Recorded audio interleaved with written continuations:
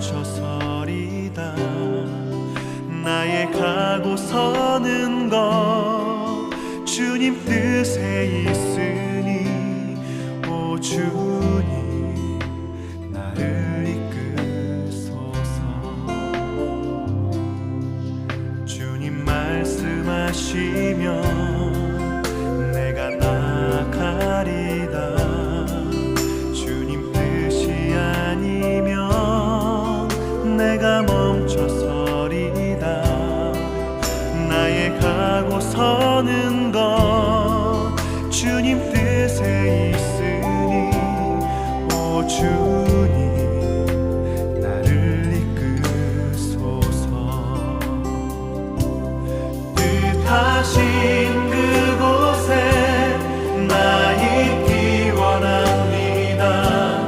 이끄시는 대로 순종하며 살리니 연약한 내 영혼 통하여 일하소서. 주님 나라와 그 뜻을 위하여 오 주님 나를 이끄소서.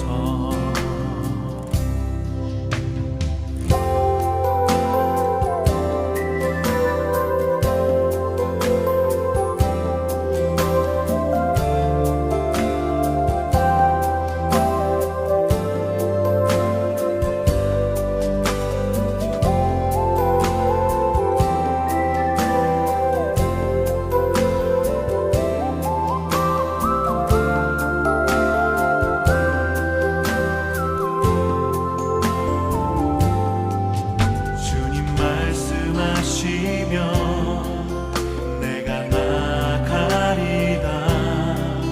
주님 뜻이 아니면 내가 멈춰서리다. 나의 가고 서는 것 주님 뜻에 있으니 오 주님 나를 이끄소서. 뜻하신 그곳에 나 있기 원합니다.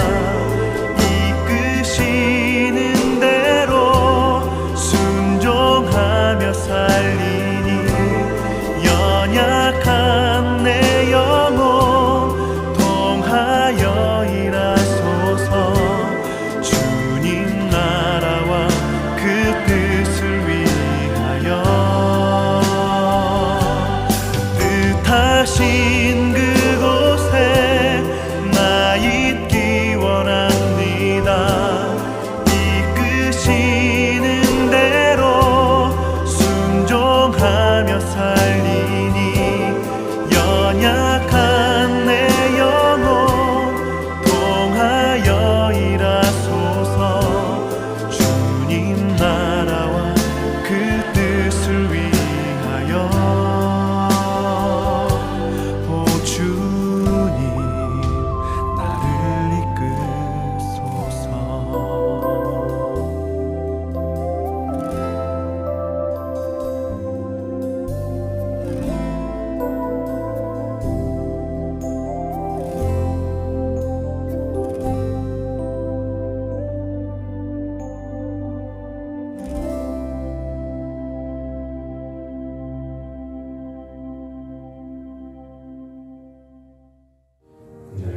말씀 봉독합니다. 요한복음 21장 15절에서 19절까지 한 절씩 교독해서 봉독하겠습니다. 그들이 저밥 먹은 후에 예수께서 시몬 베드로에게 이르시되 요한의 아들 시몬아 내가 이 사람들보다 나를 더 사랑하느냐 하시니 이르되 주님 그러하나이다. 내가 주님을 사랑하는 줄 주님께서 아시나이다. 이르시되 내 양을 먹이라 하시고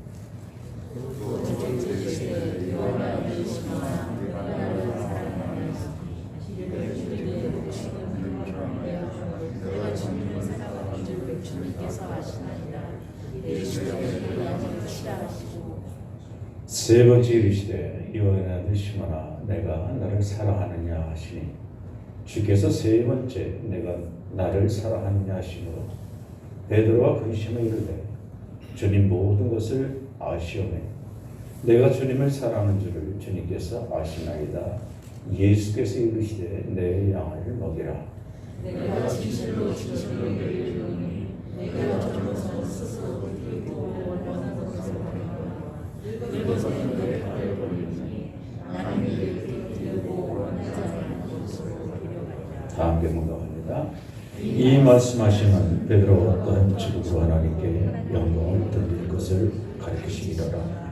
이 말씀하시고 베드로에게 이르시되 나를 따르라 하시니 올해 안에 백신을 다 맞으시고 마음껏 하나님 앞에 찬양하는 날이 돌아올 것을 확신합니다. 성경 말씀에 보면은 하나님과 가까이 했던 사람들 언제나 형통한 삶을 살았다 이렇게 증거하고 있어요. 평생을 하나님과 동행했던 유세를 보세요. 창세기 39장 2절의 말씀에 여호와께서 요셉과 함께 하심으로 그가 형통한 자가 되었더라. 함께 한다는 게 뭡니까? 가까이에서 옆에 있었다는 것이죠. 형통이란 또 뭐냐? 번영케 하다, 번성케 하다 이런 뜻을 가지고 있어요. 그러니까 요셉이 가는 곳마다 성공하는 자가 되었더라. 그러면 이 요셉의 인생에 있어서 성공할 수밖에 없었던 비결이 과연 뭐냐? 간단하게 기록해요. 요셉이 하나님과 가까이 하였더니 하나님께서는 그에게 형통의 축복을 주셨다. 아브라함이 그랬어요. 야곱이 그랬어요. 모세가 그랬어요. 근데 이 요셉만이 하나님과 가까이 한 그 사람만이 축복을 받은 게 아니라 그 주변에 있는 모든 사람들이 함께 축복을 받는다는 거예요. 요셉이 보디발의 집에 있으니까 보디발의 집에 축복이 와. 애굽에 있게 되니까 애굽이 번성했다. 이유가 뭐냐? 하나님과 가까이 하기 때문에. 그래서 하나님을 믿지 않는 불신자들의 그 사람들을 바라보면서 뭐라고 얘기합니까? 저 사람은 하나님이 함께하는 사람이다. 하나님과 가까이 하심으로 인해서 여러분의 가정, 직장, 일터, 또한 자녀들이 정말 번성되는 축복을 누리시기를 2002년도에 축복합니다. 믿음의 사람들은요, 가장 어려운 현실을 바라보면서 절망하는 사람들이 아니에요. 반드시 미래에는 어떤 날에는 이런 모든 일이 끝나고 하나님이 내게 주신 꿈, 비전이 이루어질 날이 있을 것이다. 전 세계를 향한 코로나 폭풍 때문에 번개가 치고 그것을 바라보는 사람들, 믿음의 사람들은 아니에요. 그 너머에 있는 하나님이 주시는 평안과 기쁨과 소망이 있다고 믿고 확신하며 어려움을 이겨나가는 사람들, 평온의 세계를 그렇게 바라보는 사람들, 이 사람들이 믿음의 사람들이에요. 그렇기 때문에 하나님께서 여러분에게 주신 꿈과 비전은 꼭 붙들고 이제 그 꿈과 비전을 가지고 내가 해야 할 일이 뭐냐? 사명의 자리로 나가야 한다는 것이에요. 성경 말씀에 보면 꿈이 없는 사람은 방자에 행동한다 그래요. 방자에 행동한다는 것이 무슨 뜻이 있습니까? 규모 없이 행한다는 뜻이죠. 그러니까 꿈과 비전을 잡아야만 돼요. 그리고 사명자로 바꿔 나가야 한다는 것이죠. 오늘 우리가 본문에 봉독한 이 말씀, 예수님의 제주던 이 베드로가 다시 재기하는 그런 사건에 대해서 오늘 우리에게 알려주고 있다는 겁니다. 예수님을 3번이나 모르겠다고 부인하고 저주하며 떠나갔던 이 베드로, 분명히 자기 인생에는 실패되었습니다. 근데 베드로에게 있어서 더 불행한 일이 뭐냐? 꿈을 잊어버렸다는 거예요. 비전을 잃어버렸다는 거예요. 베드로를 정말 힘들게 했던 것은 저 사람이 예수를 3번이나 부인하고 도망갔던 그 사람들이 쳐다본 눈길이 아니라는 거예요.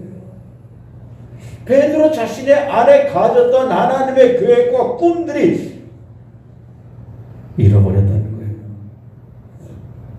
요한복음 오늘 본문 이전에 21장 3절의 말씀에 보면은 베드로가 푸념을 합니다. 뚝배기를 해요. 뭐라고 합니까? 아이, 나는 물고기나 잡으러 가보라. 예수님께서 갈릴리 바닷가에서 베드로를 처음 만났을 때 베드로에게 뭐라고 말씀하셨어요? 나를 따라와라. 내가 너로 하여금 사람을 낚는 어부가 되게 하리라. 이 말씀 앞에 베드로는 금을 배 모든 것을 다 버려두고 쫓았습니다. 그러니까 물고기 낚는 어부에서 사람을 낚는 어부로 변화. 이것은 베드로가 새롭게 가졌던 꿈이며 비전이었었어요.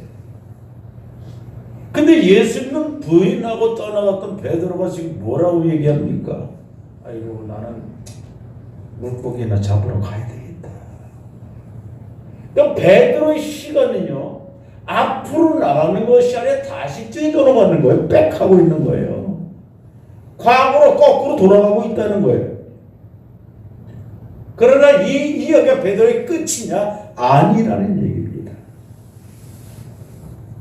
여기서 끝났다 할 것 같은 베드로의 인생은 정말 그 인생이 삶의 패배자로 끝났어요. 그렇다면 우리가 베드로를 통해서 배울 것이 아무것도 없다는 것이죠. 오늘 이 본문의 말씀은요, 요한복음의 맨 마지막 장이에요. 근데 이 본문이 우리에게 말씀하고 있는 것이 베드로의 좌절과 절망을 이야기하고 있다는 것이 아니라는 것이에요.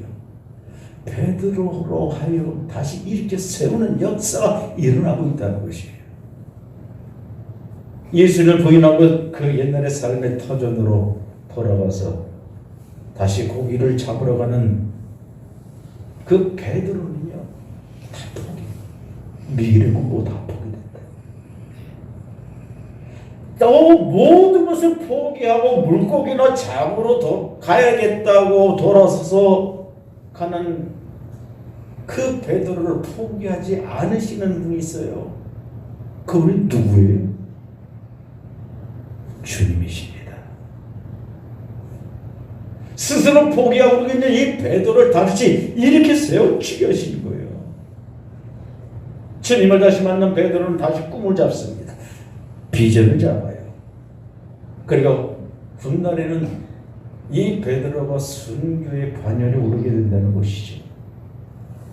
그러니까 스스로 포기한 이 베드로를 일으켜 세우신 주님, 우리 삶에도 내가 스스로 포기하고 좌절했을 때 그 주님께서는 나를 포기하지 않는 주님이시다.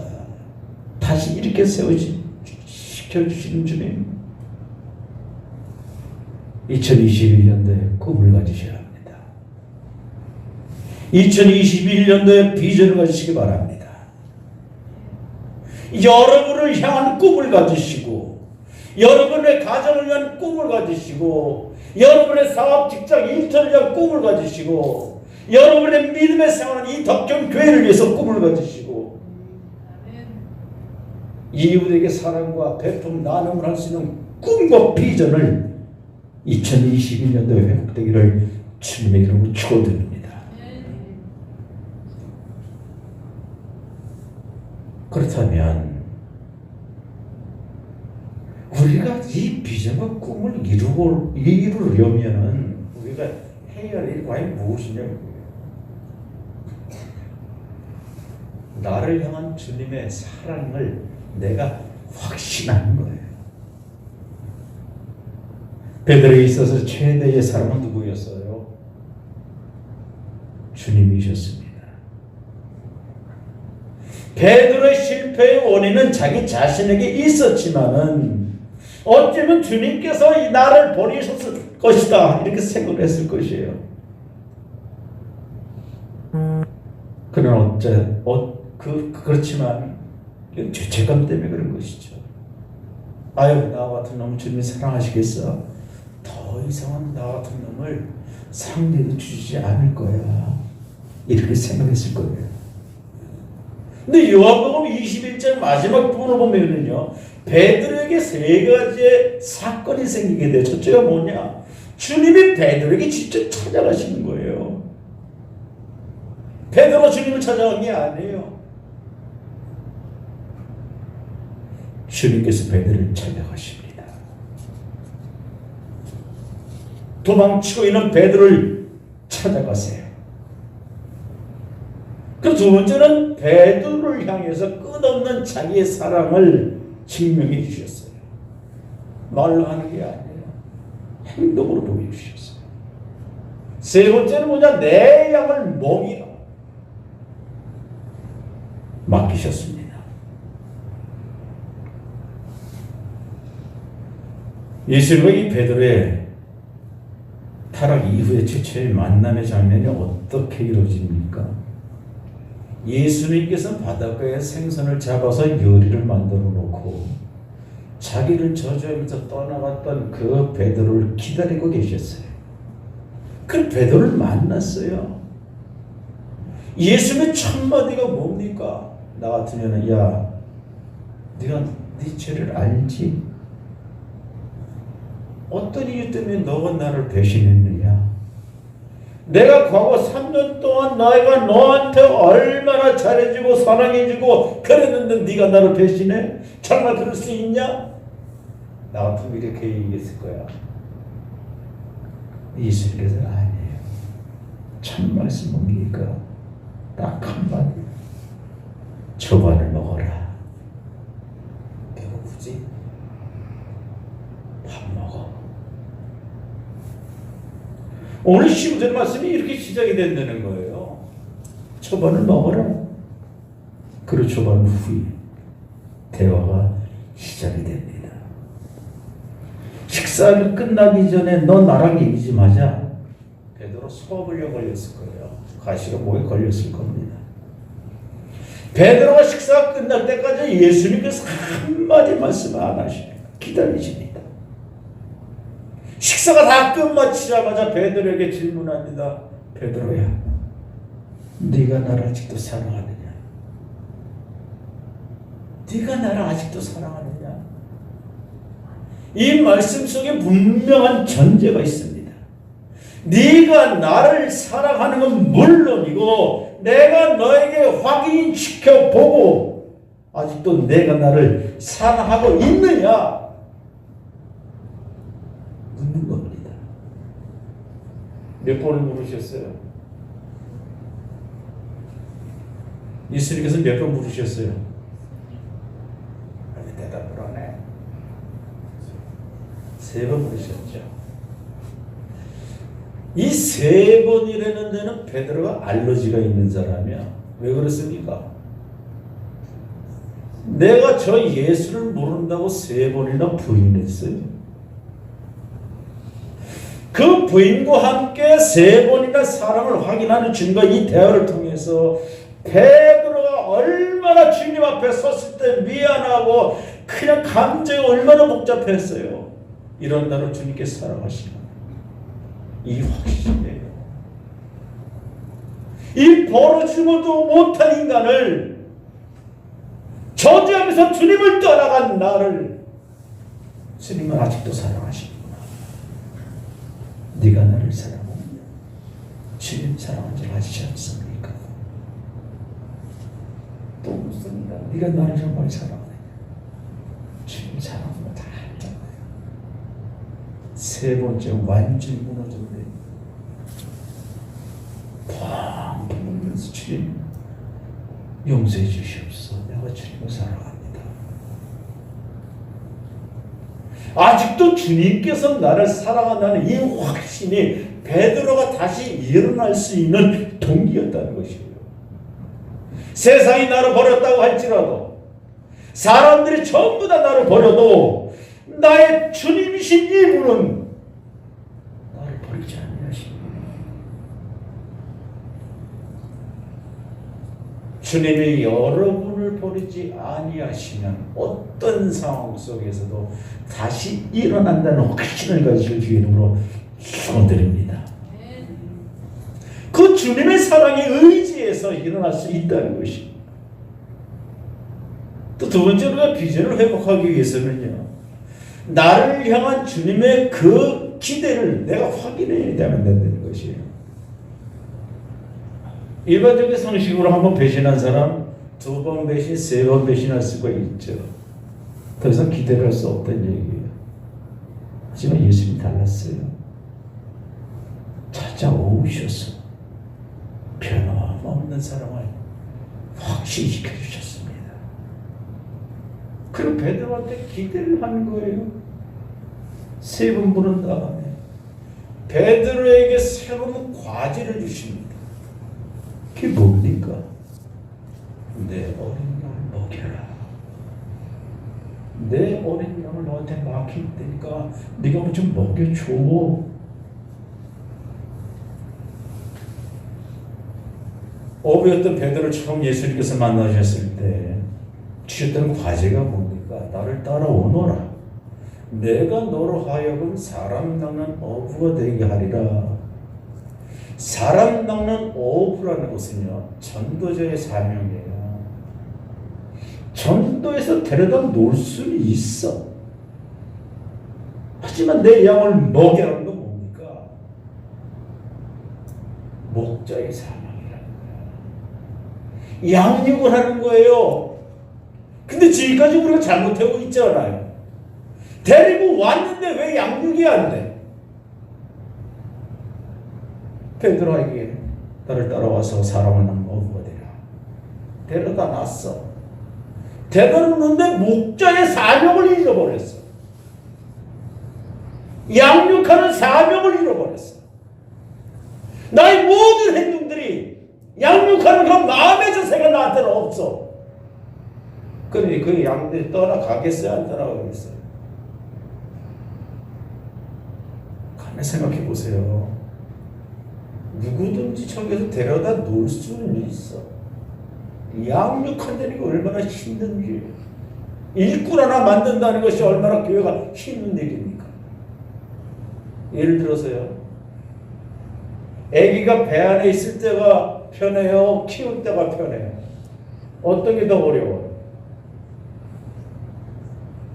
그 어머니들이 말씀해 보시고, 배 안에 있을 때부터 키우는 게 더 힘든 거예요.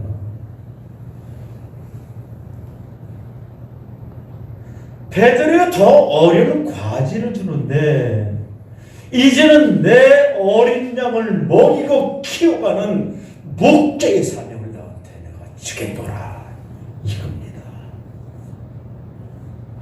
처음에 부르셨을 때보다 더 높은 차원의 그런 사명을 주시는 그 메시지가 있는데 그게 뭐냐?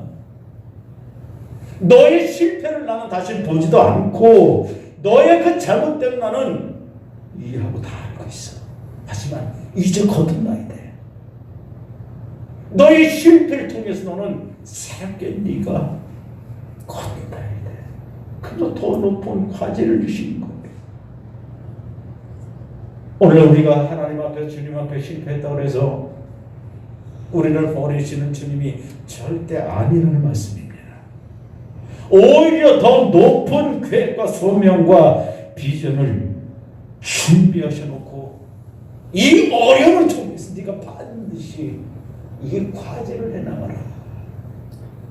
이 주님의 기대가 있다는 얘기예요. 이걸 확인하시는 우리 성도에게 되시길 주의로 축복합니다. 여러분 가만히 생각해 보세요. 하나님으로부터 받은 내 사명이 뭐냐? 꼭 내가 해야 될 일은 뭐냐? 비전을 회복하기 위해서는요, 순종을 해요. 순종 없이 되어지는 아무것도 없다는 얘기예요. 꿈과 비전과 미래 이 회복됐다고 해서 우리의 앞날이 정말 보장이 되느냐? 아니라는 것이에요. 그러면 어떻게 그 비전을 가지고 내가 지금 어떻게 살아가야 할 것이냐? 이것이 가장 중요한 내 자신에 대한 질문이라는 거예요. 오늘 베드로에게 보면 마지막 명령이 주어지게 되죠. 19절 말씀. 베드로에게 나를 따르라. 갈릴리 바닷가에서 베드로와 안드레 형제를 처음 만났을 때 주신 명령. 다시 베드로를 일으켜 세워주시면서 새로운 비전을 주시면서 나를 따라오너라. 새로운 각오와 마음을 가지고 나를 따라라 이렇게 말씀합니다. 전제 조건이 있어요.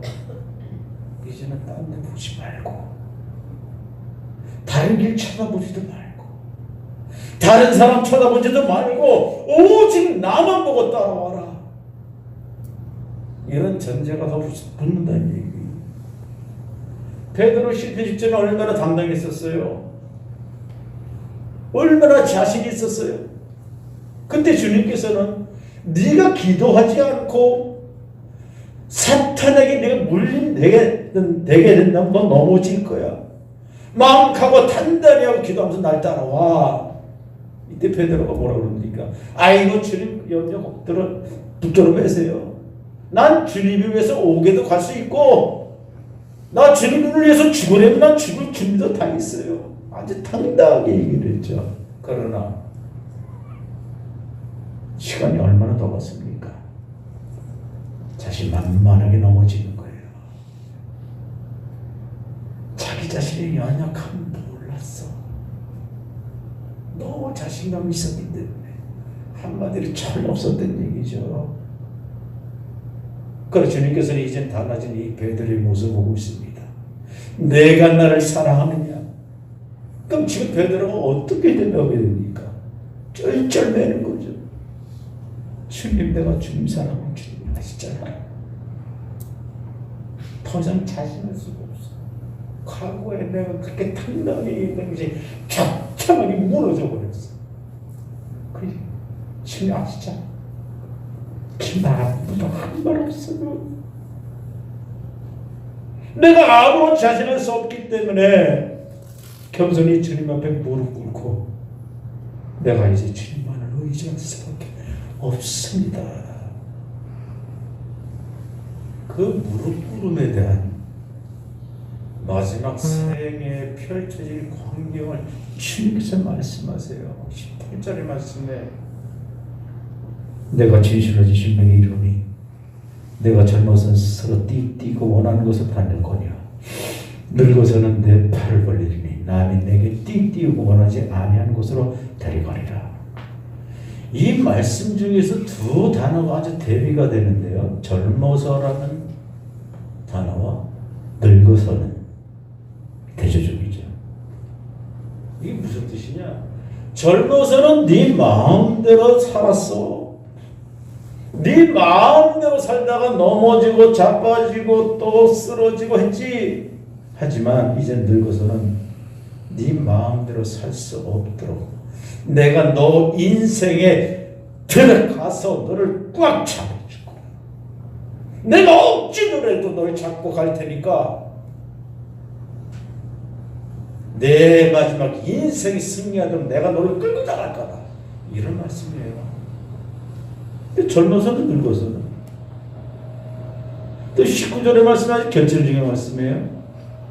이 말씀을 하심은 베드로가 어떤 죽음으로 하나님께 영광을 돌릴 것을 가리킴이로라.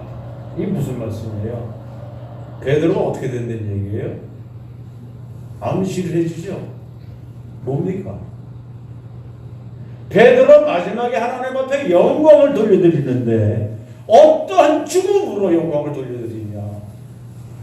순교를 당할 것이다 이거예요. 죽음으로.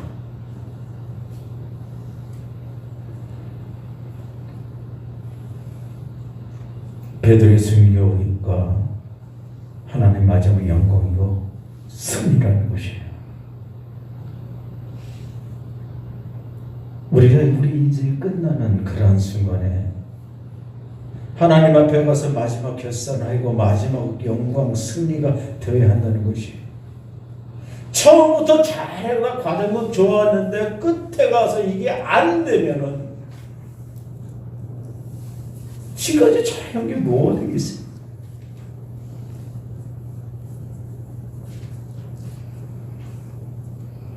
주님께서는 이 시간에 우리에게 말씀하십니다. 내가 이제부터 네 삶에 강권적으로 간섭할게. 그런 나에게 순종하면서도 따라올래. 우리에게 질문을 하세요. 너의 삶의 역사 속에 이제 들어가서 널 갖고 와 끌고 갈 테니까 너 따라올 자신 있어? 순종할 자신 있어? 자신 있는 손을 보세요. 그렇게 하겠습니다. 마음이 결단하시는 거예요. 결단하시면 주님은 치료됩니다. 이후로 베드로가 달라졌어요. 이 요한복음 21장 끝나고 사도행전으로 넘어가는데 예수님께 승천하신 다음에 오순절 다락방에 성령이 불이 떨어졌어요. 하나님은 이 베드로 쓰신데 어떻게 쓰시느냐? 성령 부흥운동이 일어났습니다. 폭발했어요. 하루에 수천 명씩 베드로가 설교 때마다 회심을 하기 시작해요. 공회 앞에 서서 예수님께서 아직도 마찬가지로 그들에게 담대하게 복음을 전하는 겁니다. 병자를 일으켰어요.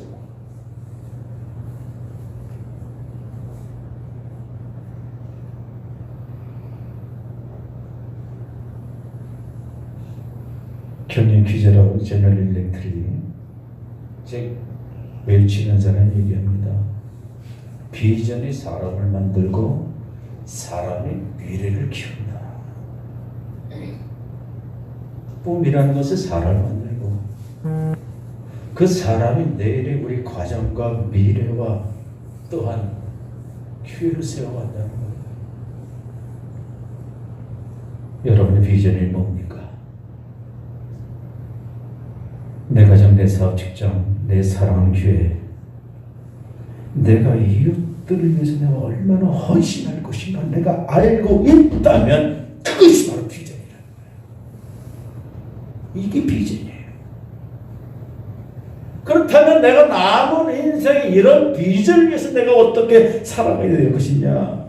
미루지 말고 지금 당장 2021년도부터 시작하시길 주로 축원드립니다. 분명히 여러분의 미래는 누구의 손에 달려있느냐?